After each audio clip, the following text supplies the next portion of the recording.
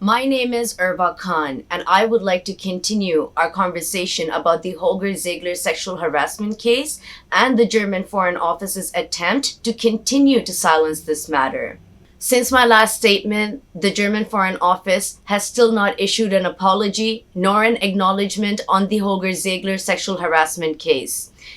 It has been about 10 months since this incident took place, 5 months since we've been in contact with the German Foreign Office. The German Foreign Office has run a biased investigation in order to silence this matter and not suffer further reputational damages. Even with video evidence, incriminating text messages, multiple witness accounts, victim statement, my statement, the German Foreign Office does not find that evidence enough of sexual harassment, but only of inappropriate conduct. I beg to differ. I am left with no option, so with permission from the survivor, I would like to publicly share all the evidence that we submitted to the German Foreign Office. Let's start with our witness statements. Here is a statement from witness number 1. So I saw how distressed you were after the victim reached out to you, and that German man, I don't know what his position is, but he was being extremely weird throughout the night.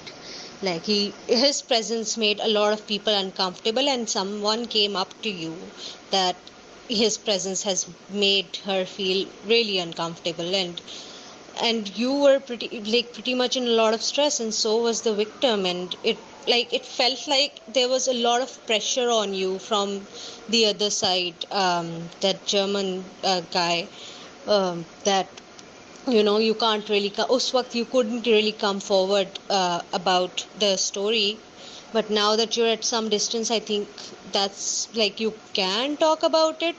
So yeah, I saw like the situation was pretty stressful, and like that person's presence made a lot of people uncomfortable.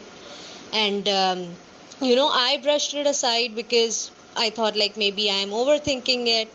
But when someone else said it, I was like, okay, yeah, that his presence was actually uncomfortable, and it felt like somehow we were under him. Here is a statement from witness number 2. So basically, when I was interviewed by Suzanne, I shared with her that after your performance ended, Urva, I saw you sitting in a room with two people looking visibly distressed, and you were running back and forth from that room. At the time, I really didn't think much of it, but it seemed like something had happened that you were handling. A few days later, I think we found out through our circle of friends that were in attendance at the event that someone was harassed, and allegedly that person is Holger. I also remember telling her that in these very few days after the event, when we found out that someone had gotten harassed, other friends of mine had, who I did not name, they had also shared with me that Holger made inappropriate advances towards them or made them feel uncomfortable. Lastly, I remember that she asked me if I thought Holger seemed drunk. And I said that I did see him holding, a glass of champagne or something or whatnot. I did see him drinking, but I don't think, like, from what I saw, that he was drunk. But then again, I also kept my distance from him because he just seemed a little weird to me, to be honest. So I didn't really pay much attention to him in the later half of the evening, but yeah, I did see him drink. Here is a statement from witness number 3. Like, I did notice that he had a very erratic, weird behavior as like he was really drunk. And he kept falling, and he kept trying to, because he couldn't stand straight, he kept trying to hold someone's arm, or he didn't realize if that was a woman or not. And maybe like that's what I saw, and I just felt sorry for the guy because this person shouldn't, like, is supposedly, comes from a high rank, and then this person keeps doing something like this. It's just disgusting and sad. And his wife just, I think she felt embarrassed, but then she also feel like she couldn't do anything about it. Here is a statement from witness number 4. Hello हुरबा, कैसी हैं आप? उम्मीद है आप खैरियत से होंगी। जी, उस रात का जो है, खैर मैं पहले भी स्टेटमेंट दे चुकी हूँ और मुझे बिल्कुल अच्छा नहीं लगता कि मैं बार-बार उस अपने ट्रॉमा का ज़िक्र करूँ। लेकिन मैं ये आपको बताना चाहती हूँ कि उस रात जो है वो होल्गर बंदे ने, जब मैं उसे अपने काम के बारे में बताने लगी और ऑर्गेनाइजेशन के बारे में बताने लगी, तो मैं पता है वाइट लोग जो होते हैं, गोरे लोग, उनको हम ऑब्वियसली, एक कॉन्सुलेट है, वो जर्मन कॉन्सुलेट को रिप्रेजेंट वहाँ कर रहा था, तो हम उन्हें अपना काम दिखा रहे थे फॉर द फ्यूचर के हमारे लिए अच्छी एक कनेक्शंस होने चाहिए। तो उन्होंने जो है कोशिश की कि वो ग्रैब करें मेरे बूब्स को, और मैंने फिर उन्हें गुस्से से देखा और धक्का दिया। और उसके बाद अगेन जब मैं कोने में जाके बैठ गई थी तो वो पीछे आए थे शराब पीकर। अचानक से उन्होंने मेरी तरफ मतलब जो है वो किस करने की कोशिश की बैक साइड से, तो फिर मैंने उन्हें रोका और उसके बाद मैं आपकी इवेंट से चली गई थी। और इस तरह की हरकतें वो सबके साथ ऑलमोस्ट कर रहे थे। मेरी एक चेला है, उनके साथ भी उन्होंने ये हरकत की थी। इवन मैंने जर्मन मीडिया तक को ये सारी बात बता चुकी हूँ और मैं नहीं चाहती कि बार बार मुझसे ये स्टेटमेंट ली जाए। और थैंक यू सो मच, आप आवाज़ उठा रही हैं और मुझे उम्मीद है कि उस बुरे इंसान को जो है पाकिस्तान से निकाला जाए।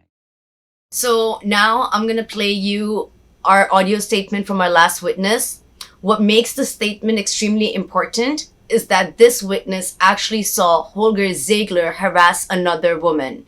So I saw this white guy being weird, and then I noticed that when I was standing with my friend, he comes back, he comes and stands behind her and on her side and started touching her neck and then back and her waist, and I noticed she was constantly trying to put his hand away. She took her hand a couple of times and very politely indicated to him that she doesn't like this. And then I asked her, and asked her that I called her and I said that, are you okay? Do you want me to talk to him, or do you want me to tell him off? And she said, no, I will handle it by myself. And I was like, okay. So I moved away and I started talking to all my friend, and then I looked back and I noticed um, my friend was yelling at him, or maybe she was like telling him off and like telling him to stop. Maybe I don't know what she was saying, but she was aggressively talking to him, which I thought by now he'd understand. And then I went back to my friend and I noticed that he was again, making his way towards her. So there was the point where I would like try to become a wall between this white guy, my friend, this old white guy, creepy guy, my friend. I would like try to block his way, and I'll just casually like dancing and trying to block him to not come close to me. I was very worried, and in this time, my friend, she decided that, oh, I need to go to the ladies' room. And when she said this, I just panicked and I said, I'm going to go. I'm going to come with you. And I did, and I came with her to the ladies' room and stood outside the toilet, and that's when I saw this other girl who was making eye contact with me, and she was like, I was like, she probably understood. I was like nervous and whatever. I had this a little anxiety. I was like worried up for my friend, and she was like, "Are you okay?" And I was like, "Yes, this white guy. He's just making me very uncomfortable." And she said, "Exactly. This was supposed to be a very safe place. This is where I don't expect such things to happen." And I agreed with her. I was like, yes, this is like a shock to me too. And we had this small discussion about this person, and then my friend comes out, and then we walk towards this the party where everything was happening. And then I noticed he was like being weird and whatever. I was glad that he was not coming to my friend, but I noticed he was probably around other girls that were like refusing his, uh, advances. And then I noticed that she was taken away to the room behind, and he was kept there. And now we were all like, a little thankful that he's gone, so we had a little fun. Then I noticed he was brought back in. He was talking, and his tone towards us was very like condescending and very, you know, Germany is a better place and Pakistan is like okay whatever, and so we understood that to be somewhat racist and uh, sometimes we were not consciously racist, but they are racist. So he was trying to put us down like we don't know anything, and most of the time I had this feeling since he was sponsoring the entire event, and I've been saying that again and again, that he gave a feeling as if he owned us, and he owed us this event, and which I felt like he owned all of us. He could do whatever and get away with it. And we are a marginalized community, and I've been compelled to talk about this on so many occasions.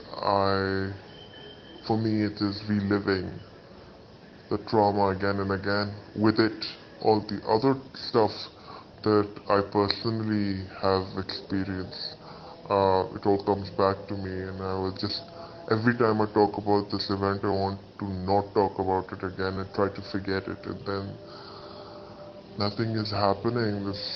He's still where he is, and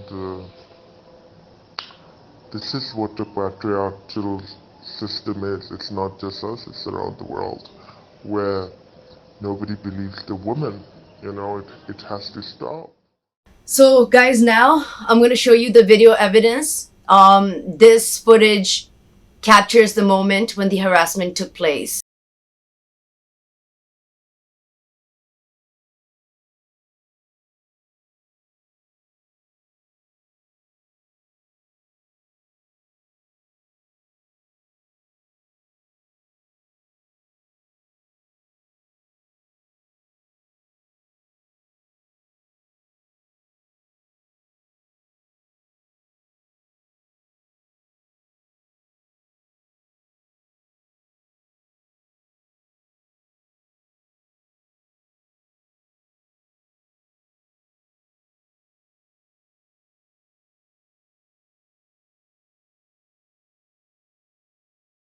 So yeah, guys, that was the video evidence that we submitted to the German Foreign Office. As you can see, that footage captures the moment when the harassment took place. Apart from that, lastly, here is the text message that Holger Ziegeler sent me the night of the event after the harassment took place. As you can see, this text says, P.S. Who is she? Do you have her contact? Can you get it? She is good. This is the text message that I submitted to the German Foreign Office. So, what is the German definition of sexual harassment? Is groping not sexual harassment? Touching folks without their consent to a point where they're feeling uncomfortable and complaining, is that not sexual harassment? If that is inappropriate conduct, then it is time Germany catches up to the rest of the Western world and start taking allegations of sexual misconduct more seriously. The German Consulate in Karachi and the German Embassy in Islamabad have mocked this case from the very start. From sharing multiple pictures of Holger Ziegeler attending and officiating events, to even PR stunts of him doing humanitarian work for the flood relief programs in Pakistan. Time after time, they have proven that they will do everything in their power to not only protect Holger, but also clean up his image and reputation. We have wondered several times whether it is because we are Pakistanis and not worth the trouble, or if this is their actual retrogressive approach to such cases. So the German Foreign Office claims that due to confidentiality, they're unable to share any information about this case publicly or with me. So protecting the confidentiality of harassers and predators is a human rights issue. Disrespecting the people of the country that you are employed and paid to serve, that too on public money, is a human rights issue. Using silencing methods to avoid acknowledging or taking accountability for their country's diplomats' disgusting actions is a human rights issue. Which era is Germany living in for their representatives to think that they can get away with having no consequences to their actions?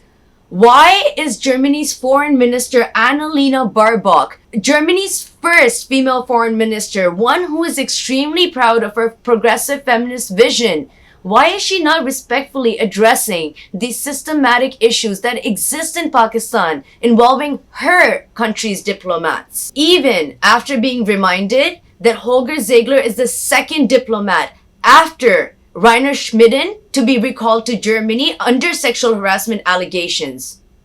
Let's not forget, I've already mentioned that I have more incriminating messages from Holger that show his involvement with multiple young women in Pakistan and Saudi Arabia. This information I received directly from him and I can prove it. This is a testament to how far behind Germany is in gender politics for this man to not understand that this information would potentially incriminate him. Though we were promised that Holger Ziegeler would be removed from Pakistan 3 months ago, it is just now, finally, that he is leaving.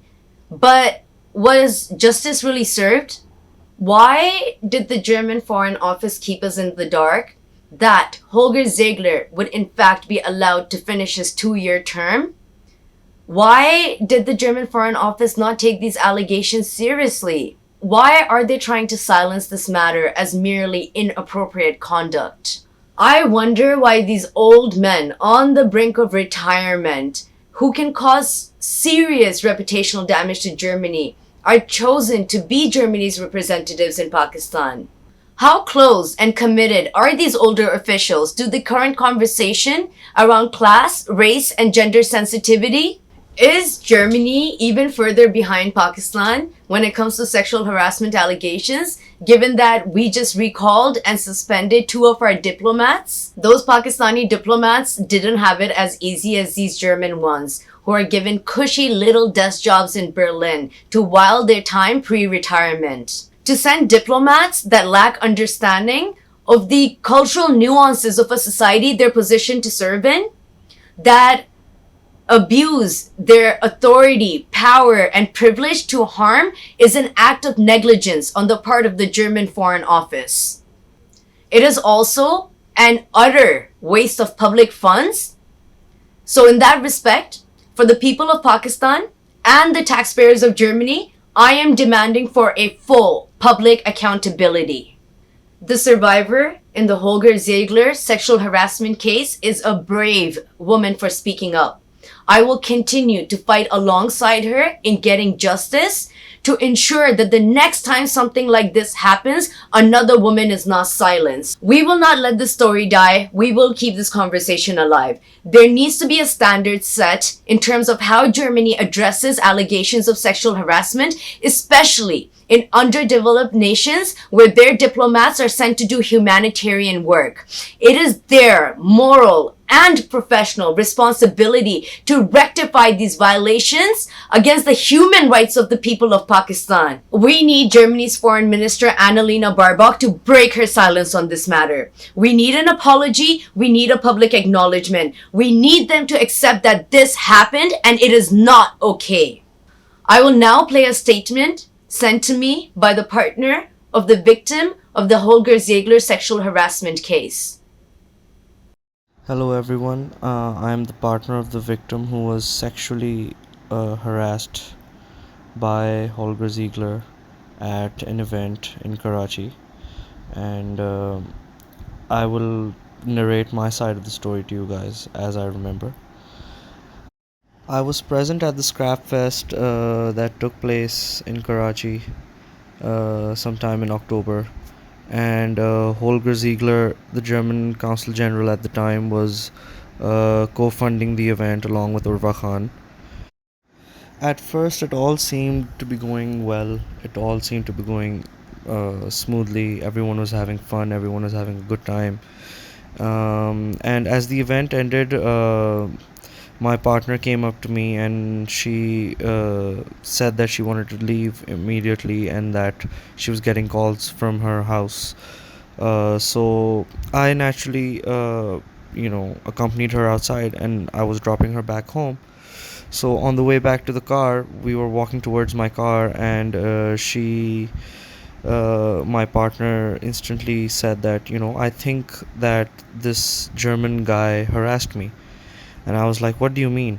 And she said that I felt him grope me from behind as I was coming towards you. And that just instantly sent me into a fit of rage. And I was going back inside to, I don't know, maybe punch him in the face because that's all I could think of in that very moment. But my partner was running late and she had to head home. She was getting calls from her parents, so she told me that I could do that, but I needed to drop her home first. So I dropped her home. It was a 5 to 7 minutes drive from where we were, where the event was taking place. I dropped her off. I came back to the venue, and Holger was not there. He had already left. I immediately spoke to Urva about it, and I told her what had happened. And I was just enraged.